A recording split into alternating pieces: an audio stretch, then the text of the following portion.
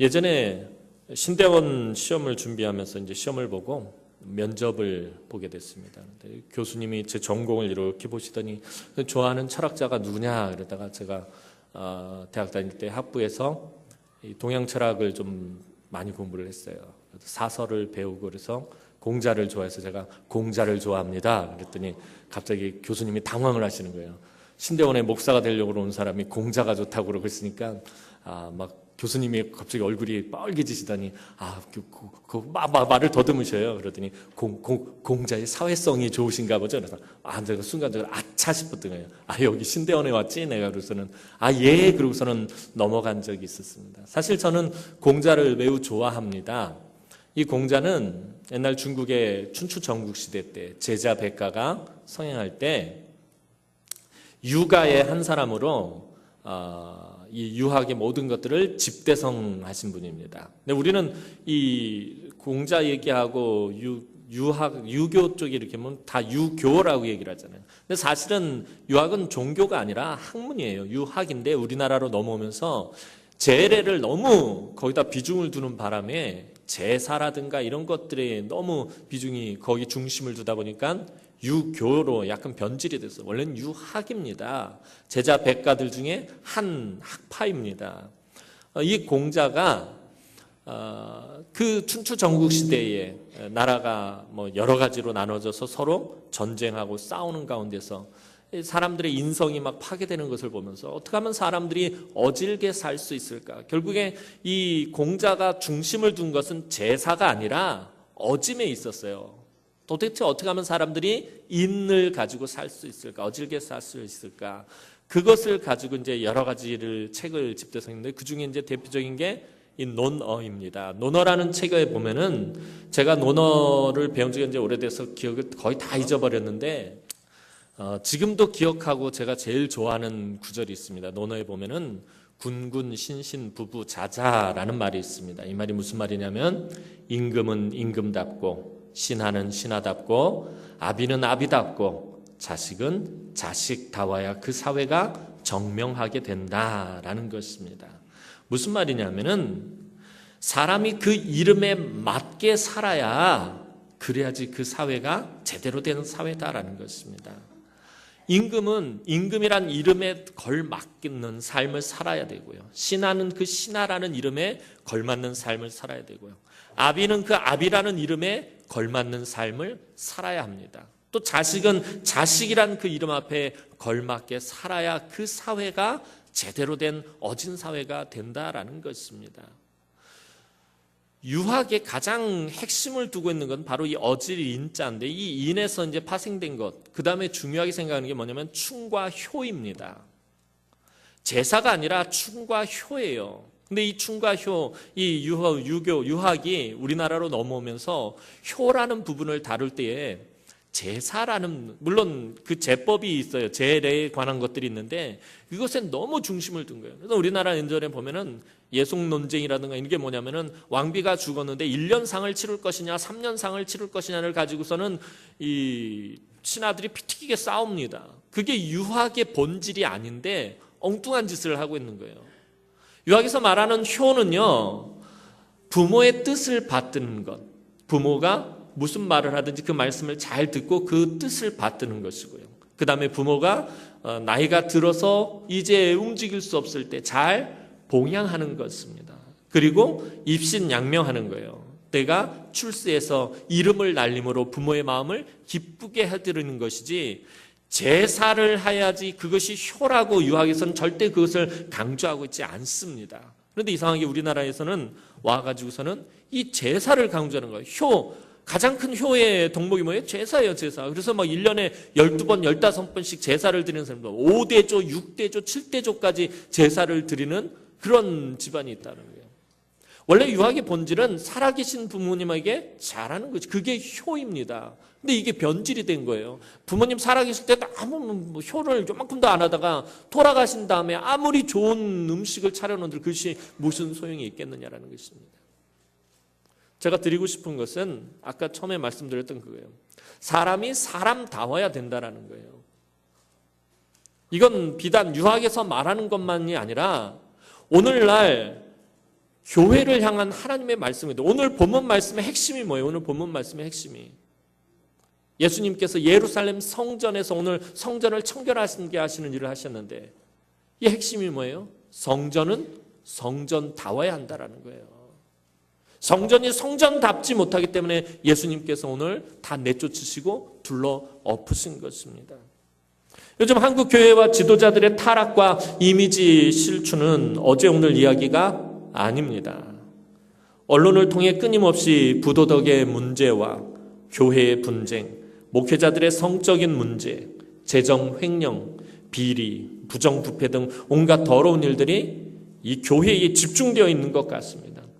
교회가 그냥 하나의 부정부패와 비리의 덩어리인 것 같이 된 것 같아요. 뿐만 아니라 성도들도 세상 속에서 성도답지 못한 일에 이 관계되고 그 중심에 서 있을 때가 너무나도 많습니다. 단일교회로 세계에서 제일 큰 교회가 우리나라에 있고 1,000만 가까운 신자가 있는데 어쩌다가 한국 교회의 모습이 이 지경까지 오게 되었는가 하는 탄식이 절로 나옵니다. 많은 교인들이 탄식하며 교회를 떠나가고 있습니다. 우리 한국 개신교가 한참 부흥했을 때는 1200만 명에 가까웠었는데 지금은 800만 정도 된다. 3분의 1이 줄었어요.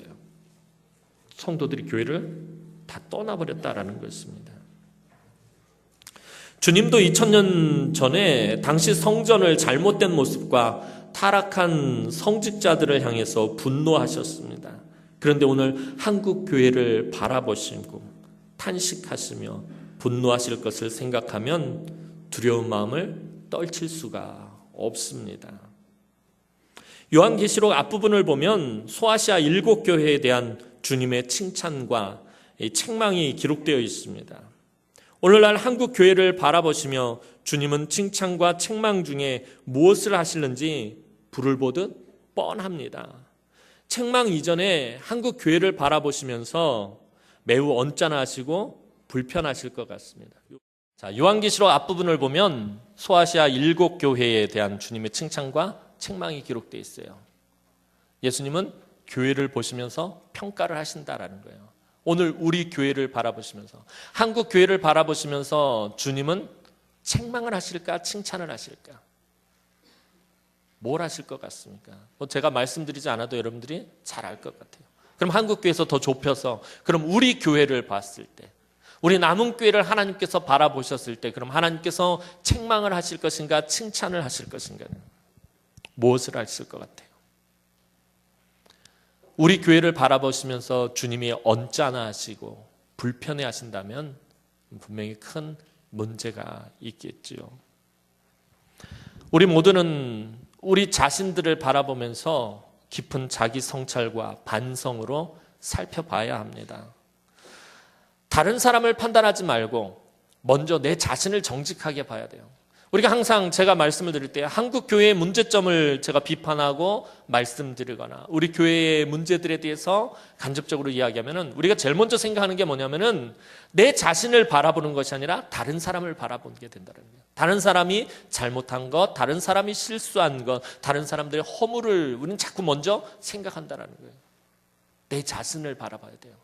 내가 하나님 앞에서 책망받을 것인가?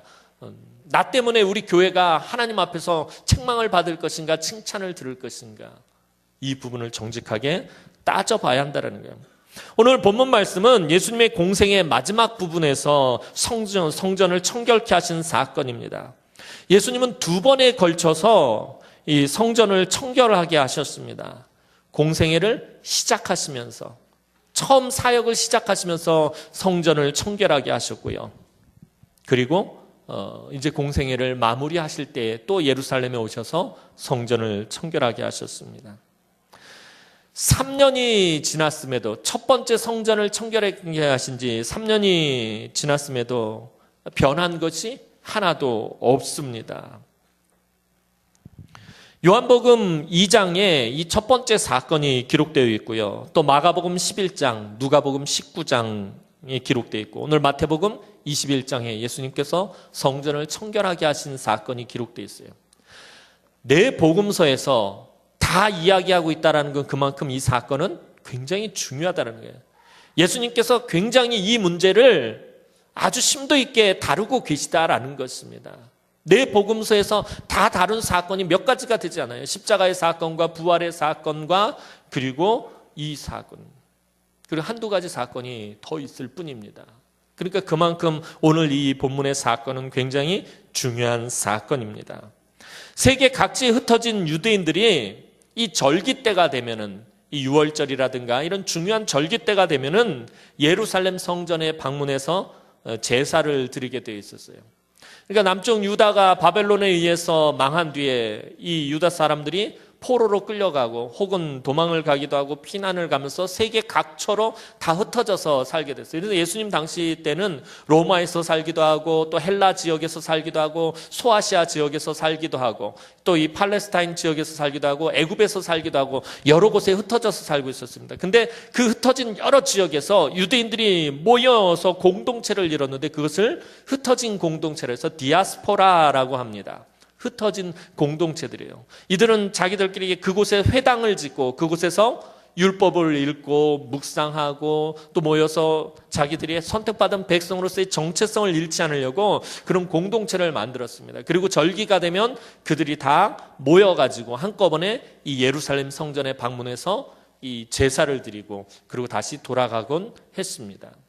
근데 문제는 뭐냐면은 이 당시는 로마가 세계를 다스리고 있을 때, 그래서 전 세계에 통용되는 화폐가 있었습니다. 그 화폐가 바로 로마의 화폐입니다. 오늘날 세계에서 통용되는 화폐는 미국 돈인 달러가 또 전 세계적으로 통용이 되죠. 이 시대는 로마의 화폐가 전 세계적으로 통용이 됐습니다. 그래서 로마의 화폐 단위가 달란트와 데나리온입니다. 여러분들 들어보셨을 거예요. 그죠? 달란트와 데나리온은 이것은 로마의 화폐 단위입니다. 그런데 이 율법에 따라서 또 이 당시 정결법에 따라서 이 세상에서 통용되는 화폐를 성전에서 사용할 수가 없었어요.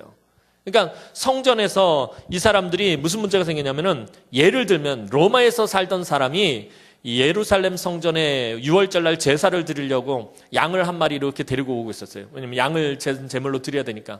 그러고선 배를 타고 바다 건너서 물 건너서 산을 넘고 사막을 건너서 예루살렘에 도착했던 양이 죽었네. 제사를 드릴 수가 없는 거예요. 그죠? 로마에서 예루살렘까지 거리가 얼마나 먼데 그 양을 데리고 옵니까? 지금처럼 이렇게 교통이 좋으면은 금방 오겠지만 그땐 걸어서 배 타고 뭐 말 타고 약대 타고 그러고서 와야 되는데 시간이 너무 오래 걸리고 너무 힘들던 그 여정 속에서 이 재물에 흠이 생기는 거예요. 재물이 다치거나 죽거나 그래서 흠이 생기니까 어떻게 돼요? 예루살렘 현지에서 재물을 구입하게 됩니다. 근데 아무런 그런 제물인을 쓸 수가 없어요. 이 레위기 제사법에 따르면은 제사를 드리는 사람이 제물을 드리려고 그러면은 성전 앞에서 레위인이 그것을 감별하는 사람이 있어요. 이 제물이 흠이 있나 없나 이것을 감별해서 이거 흠이 없습니다라고 판결을 받아야 그 제물로 제사를 드릴 수 있어요. 그러다 보니까 이 사람들이 와서 재물을 살려고 그러니까 재물을 어디서 팔아요? 이 성전에서 팔아요. 근데 그것을 자기들이 쓰는 이 로마의 화폐로 쌀 수 없어요. 왜냐하면 세상에서 통용되는 세속적인 돈이라서 쓸 수 없고 성전에서 사용되는 돈이 따로 있었어요. 그것이 세겔이라는 돈입니다. 그래서 세겔로 돈을 바꿔서 그 세겔을 가지고 가서 양을 사고 그리고 그 양을 가지고 와서 비로소 제사를 드릴 수 있었습니다. 근데 이 사이에서 이 성전을 관리하는 제사장의 무리들이 막대한 이득을 취한 것입니다. 환전할 때 엄청난 수수료를 붙이는 거예요. 예를 들면 1달란트가 1세겔이라고 한다면은 이 사람들이 그렇게 받은 것이 아니라 1세겔을 환전할 때 뭐 3달란트를 받든지 5달란트를 받든지 엄청나게 막대한 이득을 챙긴 것입니다. 또 거기서 양이나 소를 파는 사람들, 비둘기를 파는 사람들에게 자릿세를 받고 그들이 팔고 남은 그런 이득들을 또 취하는 이런 일들이 이 성전 안에서 비일비재하게 이루어졌다는 거예요. 이게 예수님 당시에 이제 이런 일들이 발생한 거예요. 원래는 먼 곳에서 사는 유대인들이 와서 그들이 하나님 앞에 제사를 드리는 것을 편리하게 드릴 수 있도록 편의를 제공한다는 명목하에 시작한 것들이 나중에는 변질이 되어서 이것이 성전의 가장 부정과 부패와 비리의 부분이 되고 말았던 것입니다. 가장 거룩해야 할 제사장들이 칼만 안 들었지 이 강도나 다름없는 짓을 거리낌 없이 자행을 한 것입니다. 여기저기서 짐승들의 울음소리와 또 짐승들의 오염물과 분비물들이 성전을 더럽히고 어지럽혔습니다. 그냥 이 짐승들이 아무데나 그냥 막 분비물을 내쏟고 막 털이 날리고 막 같은 온갖 더러운 것들로 성전을 더럽혔습니다. 또 흥정하는 사람들의 소리와 짐승의 소리만 그 성전 안에 가득했다라는 것입니다. 이걸 깎네 마네, 이걸 돈을 더 내네 안 내네 막 흥정하는 소리와 그 옆에서 이 양이랑 염소가 매매 우고 막 비둘기가 바닥바닥거리고 짐승들의 우는 소리, 이런 소리만 들렸다라는 것입니다. 성전에서 들려야 할 소리는 들리지 않고 들려서는 안 될 소리가 들렸다는 거예요. 기도하는 소리는 성전 그 어디에서도 들리지 않았다라는 것입니다. 그래서 예수님께서 오늘 책망하시면서 하신 말씀을, 내 아버지의 집은, 하나님의 집은 만민이 기도하는 집이라 하였거늘 너희가 어떻게 강도의 소굴을 만들었느냐라고 예수님 말씀하신 거예요. 성전에서는 기도하는 소리가 들려야 되는데 어떻게 사람들의 흥정하는 소리와 짐승의 소리가 들리느냐라는 것입니다. 성전은 예배 처소가 아닌 장터가 되고 말았습니다. 이에 대해 예수님은 두 번에 걸쳐서 분노하셨습니다. 이제 주님은 십자가를 감당하실 날이 얼마 남지 않았는데 여전히 변하지 않는 이런 모습에 너무나도 마음이 아프셨습니다. 그래서 주님은 성전 안에서 매매하는 사람들을 다 내어 쫓으시고 돈 바꾸는 사람들의 상과 비둘기 파는 사람들의 의자를 다 둘러 엎으셨습니다. 오늘 본문을 보시면서 우리가 그냥 보면서 아이고 마 우리 예수님도 한승깔 하시네 이렇게 생각하시면 안 돼요. 예수님이 왜 이렇게 분노하셨느냐라는 거예요. 그 인자하시고 그 사랑 많으신 분이 왜 이렇게 분노하셨냐는 거예요. 왜 노끈으로 채찍을 만들어서 그걸로 사람들을 후려치시면서 상을 그들을 다 내쫓고 왜 상을 다 둘러 엎으셨느냐라는 거예요. 병든 사람, 약한 사람, 가난한 사람들에게 그렇게 한없는 인자와 자비를 베푸셨던 그 정 많고 따뜻하신 예수님께서 왜 이렇게 갑자기 분노하셨느냐라는 거예요. 3년 전이나 지금이나 성전은 변하지 않고 여전히 옛 모습 그대로입니다. 계속 부정과 불의가 가득했고 기도의 소리는 사라지고 짐승의 소리만이 그 성전 안에 가득했습니다. 성전이 성전답지 못하고 그 사명을 감당하지 못할 때 우리 예수님은 분노하셨고 당신의 가슴을 치시면서 탄식하셨습니다. 2000년 전에 그렇게도 탄식하시고 가슴 아파하셨던 주님이 오늘 한국 교회를 보시면서 제발 교회를 교회답게 하고 예배를 예배답게 해다오 라고 말씀하시는 것입니다. 오늘 우리 한국 교회가 회복되어야 할 것은 교회가 교회다워야 한다는 것입니다. 구약시대 최초의 성전은 솔로몬 성전입니다. 그러나 이스라엘이 범죄해서 그 솔로몬 성전은 바벨론에 의해서 무너지게 되었습니다. 바벨론 포로에서 돌아와서 수룹바벨 성전을 지었지만 이 성전도 제대로 관리하지 못하고 제사도 드리지 못하고 그냥 방치해 두었다가 이제는 사용하지도 못할 정도로 낡고 파손되어 버렸습니다. 이것을 헤롯이 다시 보수해서 지은 것이 예수님 당시의 헤롯 성전입니다. 구약적인 의미에서 성전은 솔로몬이 성전을 다 건축하고 봉헌식에서 한 기도에 나타나듯이 하나님이 임재하시는 곳입니다. 성전은 하나님이 임재하시는 곳입니다. 오직 성전에서만 제사를 드릴 수 있고 성전에서만 기도할 수 있고 성전에서만 하나님을 만날 수 있는 구별되고 거룩한 장소가 구약에 나오는 성전입니다. 오늘날 우리가 예배를 드리는 이 예배당 건물과 구약의 성전과는 많이 다릅니다. 구약의 성전으로서의 의미는 하나님의 어린 양 예수 그리스도의 십자가로 완전히 완성되었습니다. 그래서 우리는 더 이상 짐승을 잡아서 제사를 드리지 않습니다. 우리 오늘 지금 여러분들이 예배를 드리러 나오면서 양을 데리고 오고 소를 데리고 오고 비둘기를 데리고 오지 않는다는 거예요. 더 이상 이제 짐승을 잡는 제사를 드리지 않아도 됐습니다.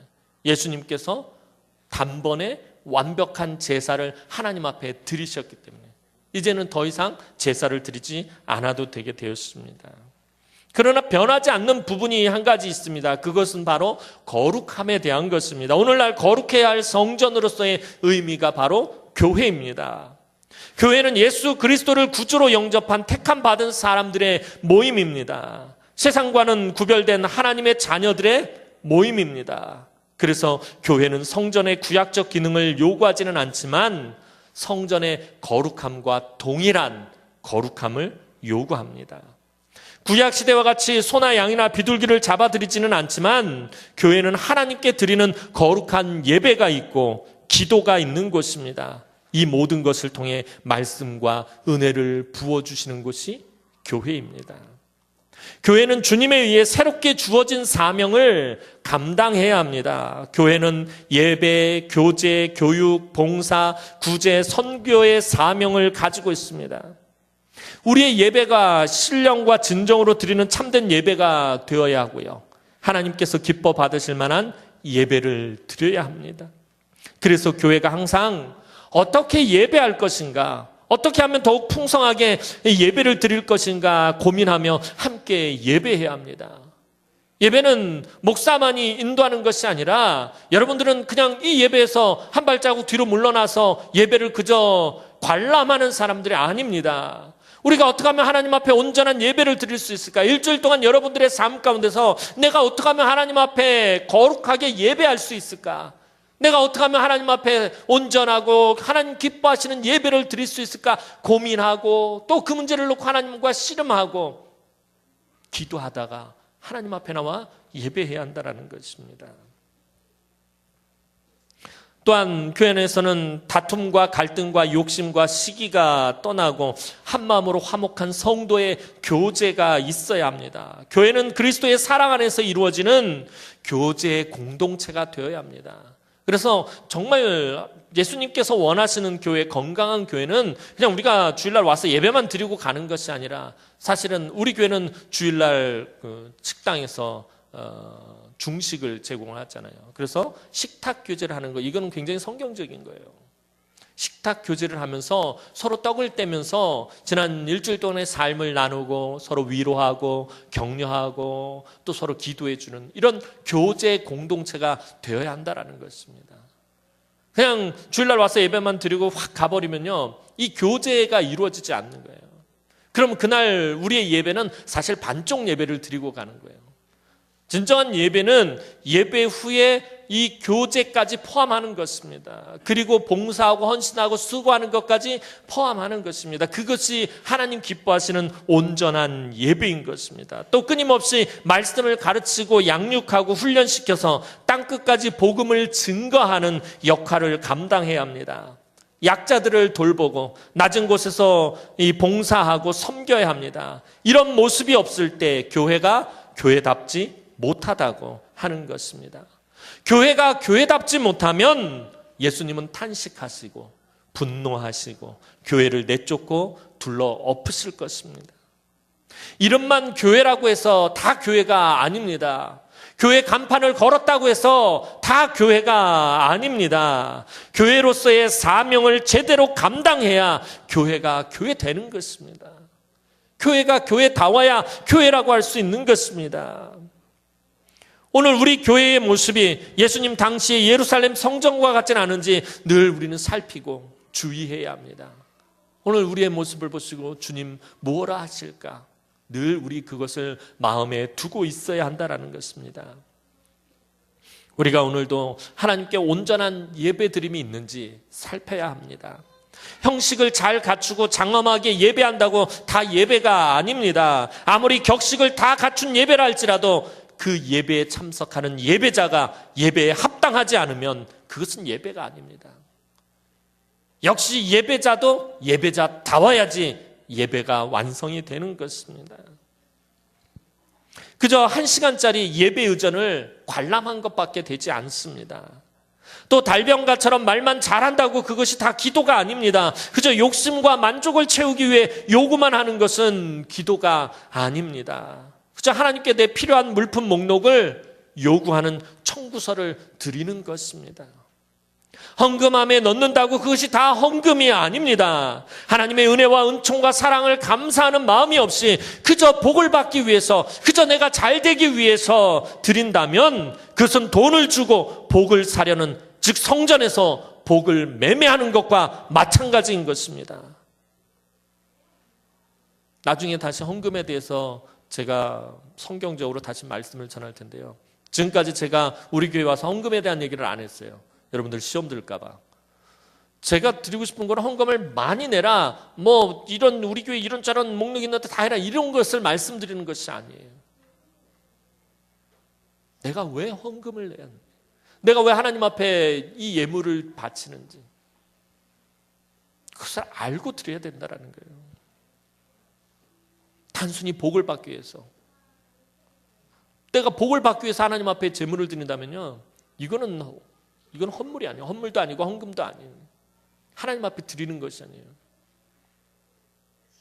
제가 늘 말씀드리는 것이 뭐예요?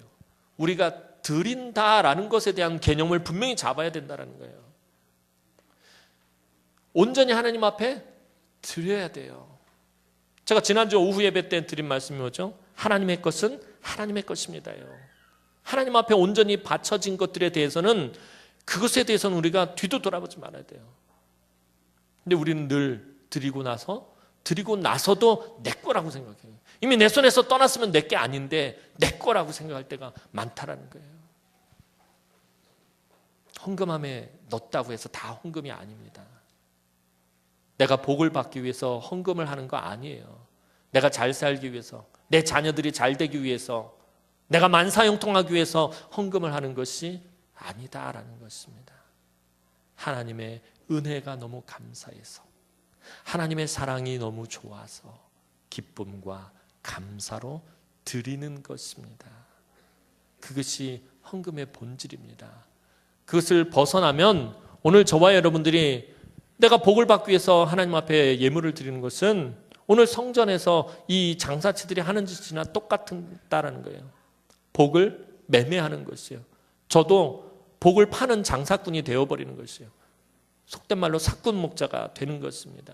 그래서 우리가 헌금할 때 기도로 준비하면서 잘해야 돼요. 왜냐하면 교회에서 성도들이 시험 드는 가장 중요한 몇 가지 것들 중에 하나가 헌금 때문에 시험 들 때가 많아요.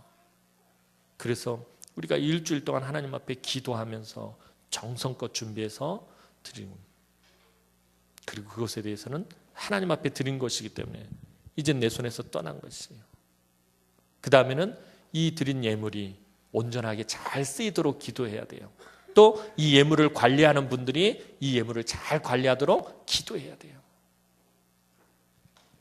그래야지 헌금이 온전하게 이루어지는 것이에요. 교회가 교회답지 못하면 예수님은 분노하십니다. 예배가 예배답지 못하고, 기도가 기도답지 못하고, 헌금이 헌금답지 못하면 예수님께서는 탄식하신다라는 것입니다. 교회 안에 사람의 목소리가 또 너무 커서는 안 됩니다. 자기 주장과 자기 생각과 자기 판단이 소리가 너무 커지면요, 그것은 성전에 오늘 비둘기 소리, 양의 소리, 가축의 소리로 들려질 수 있다라는 것입니다. 교회는 하나님 중심이어야 합니다. 이제 10월 마지막 주는 종교개혁주일인데요, 이 종교개혁의 가장 중요한 모토는 성경으로 돌아가자라는 것입니다. 1000년 가까운 그 암흑의 중세 시대를 끝내고 이 종교개혁의 가장 핵심 모토가 뭐였냐면은, 그 중세 시대 때는 성경을 벗어나서, 성경을 떠나서 신앙생활을 하고 있었어요. 성경이 아닌 것들을 다루고 있었어요. 종교개혁의 핵심은 성경에서 벗어났던 것들을 다시 성경 안으로 들어오자라는 거예요. 성경대로 신앙생활을 하자라는 거예요. 성경에 기록된 대로 예배드리고, 성경에 기록된 대로 하나님 말씀하신 대로 신앙생활 하자라는 것입니다. 그것이 종교개혁이에요. 성경이 무엇이라고 말하느냐라는 것입니다. 하나님의 말씀인 성경은 예배에 대해서, 기도에 대해서, 헌금에 대해서, 봉사에 대해서, 구제에 대해서 무엇이라고 말씀하고 있느냐라는 것입니다. 성경 중심이라는 말은 다시 말해서 하나님 중심이라는 것입니다. 사람 중심이라면 교회는 교회의 정체성과 기능을 상실하게 됩니다. 그러면 우리 주님은 당신의 몸된 교회를 바라보시며 탄식하시는 것입니다. 목회자는 목회자다워야 하고, 성도는 성도다워야 하고, 기도는 기도다워야 하고, 찬양은 찬양다워야 하고, 헌금은 헌금다워야 하고, 교회는 교회다워야 할 것을 예수님은 오늘 우리에게 요구하십니다. 또 한 가지, 오늘 예수님께서 성전을 청결케 하신 것은 우리 성도들 한 사람 한 사람이 거룩할 것을 요구하시는 것입니다. 왜냐하면 우리들 모두는 성령이 거하시는 성전이기 때문입니다. 고린도전서 3장 16절에서 17절 말씀 보면 너희는 너희가 하나님의 성전인 것과 하나님의 성령이 너희 안에 계시는 것을 알지 못하느냐. 누구든지 하나님의 성전을 더럽히면 하나님이 그 사람을 멸하시리라. 하나님의 성전은 거룩하니 너희도 그러하니라. 사도 바울이 말하고 있어요. 신약적인 의미에서 성전은 건물이 아닌 바로 우리 한 사람 한 사람의 심령입니다. 저와 여러분들이 바로 성령이 거하시는 성전이라는 것입니다. 우리의 이 마음이 구약에서의 성전과 같이 거룩해야 합니다. 우리의 마음이 구별되지 못하면 우리 주님은 슬퍼하십니다. 그래서 예배자는 항상 마음의 성전을 살펴야 합니다. 오늘 예배하러 하나님 앞에 나온 나의 마음에 거룩함이 있는가? 내가 정말 거룩한 예배자로 하나님 앞에 섰는가? 내 마음이 세상의 근심과 염려와 걱정으로 가득하지는 않은지, 아니면 욕심과 음란과 미움으로 가득 차 있지는 않는지 살펴봐야 합니다. 날마다 우리의 마음을 새롭게 해야 합니다. 성령이 거하시는 성전의 모습을 갖추어야 합니다. 우리가 거룩하려면 그럼 어떻게 해야 하는 것입니까? 그것이 바로 올해 우리 교회의 주제입니다. 디모데전서 4장 5절 말씀. 그죠? 뭐죠? 하나님의 말씀과 기도로 거룩하여 지민이라. 여기 있잖아요. 하나님의 말씀과 기도로 거룩해진다라고 성경은 분명히 말하고 있어요. 우리가 늘 말씀을 귀 기울여 듣고 그 말씀에 순종하고 그 말씀대로 살려고 애쓰고 그 말씀 붙잡고 간절히 기도할 때 하나님은 우리를 거룩하다라고 여겨주신다라는 것입니다. 우리가 비록 여전히 허물이 많고, 그렇잖아요. 저와 여러분들이 예수를 믿었다고 허물이 완전히 없어지고 또 실수가 없고 부족함과 연약함이 완전히 없어지는 게 아니에요. 저나 여러분이나 여전히 허물이 많고 실수가 많고 부족하고 연약한 것이 많아도 말씀에 순종하고 믿음으로 기도하며 하나님 앞에 나오면 하나님은 우리를 거룩하다 여겨주신다라는 것입니다. 출애굽기 3장을 보면 모세의 소명기사에서 하나님은 모세에게 이렇게 말씀하십니다. 너의 선 곳은 거룩한 땅이니 내 발에서 신을 벗으라. 이 신을 벗는다라는 개념에 대해서는 제가 몇 번 말씀드렸습니다. 이건 나의 모든 인간적인 권리를 포기한다라는 표현이에요.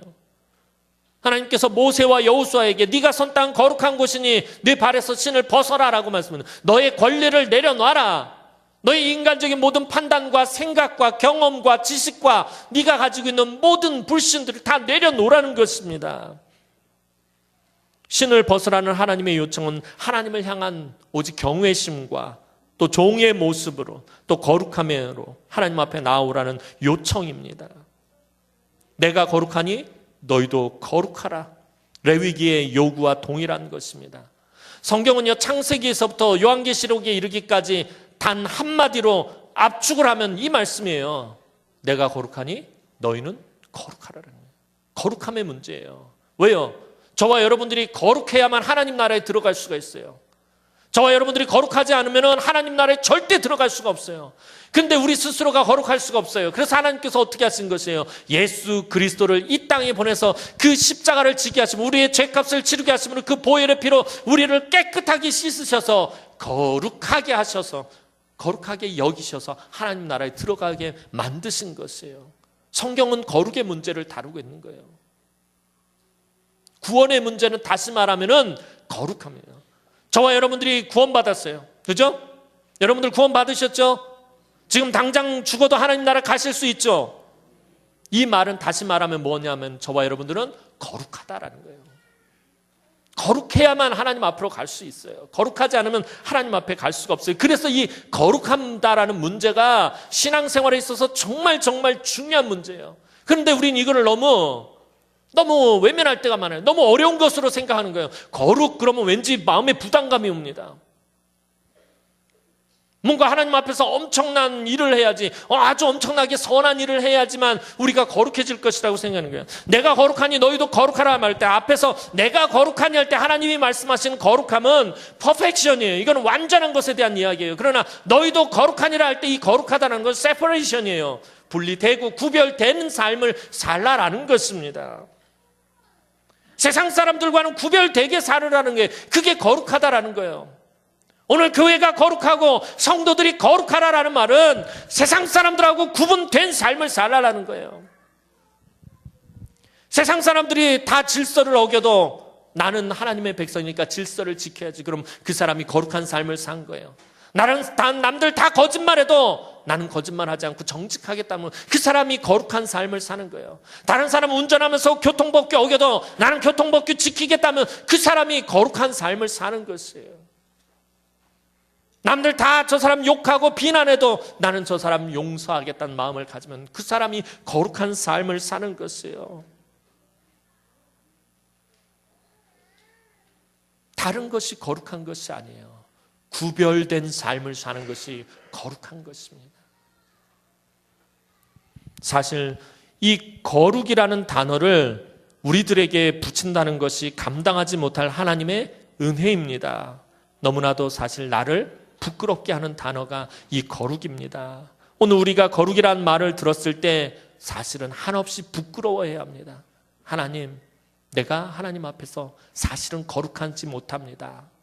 내가 하나님 앞에서 사실은 거룩한 사람이 아닙니다. 그런데 우리 하나님께서는 예수의 공로를 힘입어서 나를 거룩하게 여겨주시니 이 은혜를 어찌 감당할꼬. 여러분들 그런 마음으로 하나님 앞에 나와야 되고 이 거룩이란 단어를 대해야 한다는 것입니다. 저와 여러분은 이 거룩이란 말을 붙일 자격도 없는 사람들입니다. 이사야 선지자도 성전에 들어가서 바라본 자신의 모습은 거룩함이 아니라 추하고 더러움이었습니다.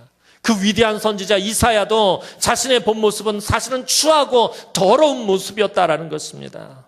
우리가 성도답지 못한 삶을 살 때 우리는 추하고 더러움을 모릅니다. 사실은 내가 추하고 더러운 삶을 살면은 내가 성도답지 못한 삶을 살면 내가 추한지 더러운지 사실은 몰라요.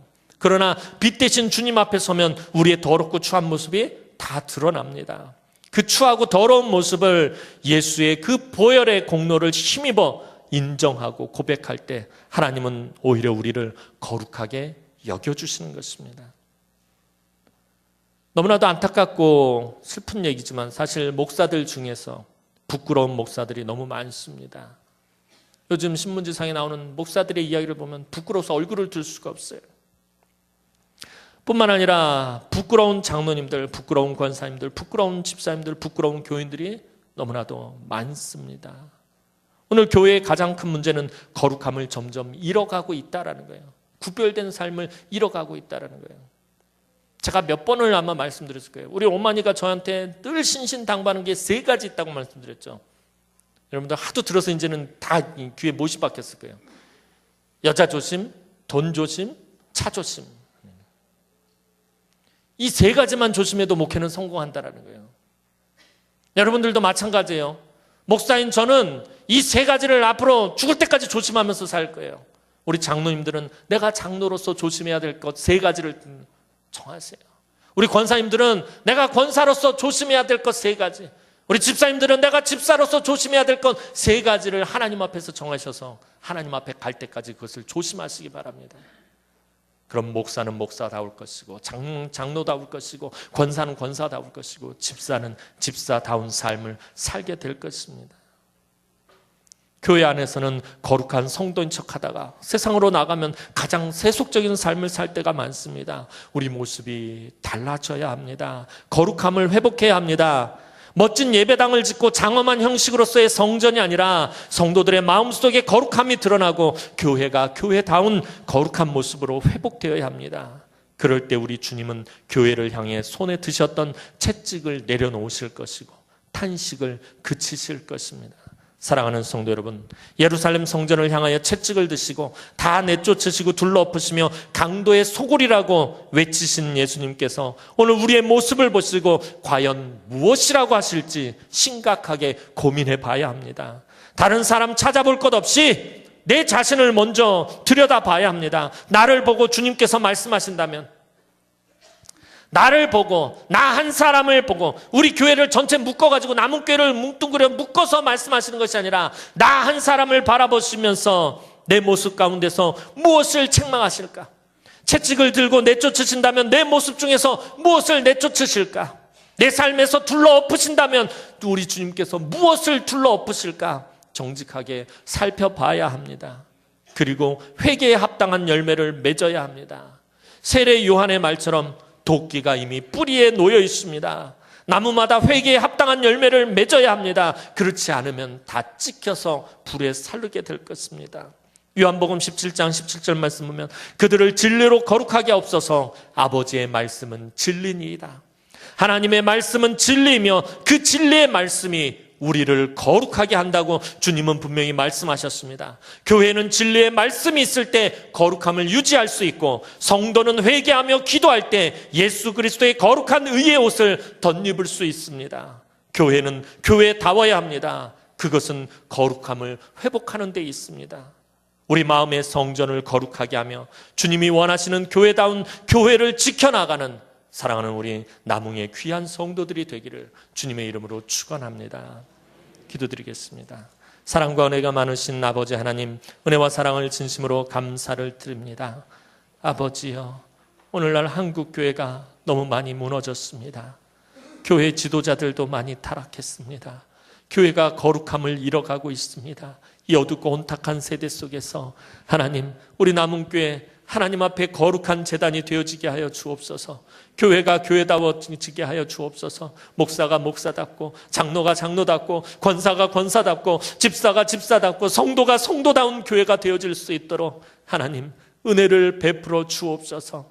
이 제단이 거룩함이 회복되어지게 하여 주옵소서. 날마다 하나님 앞에서 거룩한 제단으로 인정받고 거룩하게 쓰임받을 수 있도록 하나님, 우리가 비록 허물이 많고 부족한 것이 많고 연약한 것이 많고 상처가 많고 아픔이 많고 우리 안에 가시와 쓴뿌리들이 많을지라도 하나님, 우리가 거룩하게 하여 주옵소서. 하나님, 우리 힘으로 할 수 없습니다. 우리에게 성령을 부어주셔서 우리가 성령께서 구하시는 성전으로 귀하고 거룩하게 쓰임받을 수 있도록 하나님 은총을 베풀어 주옵소서.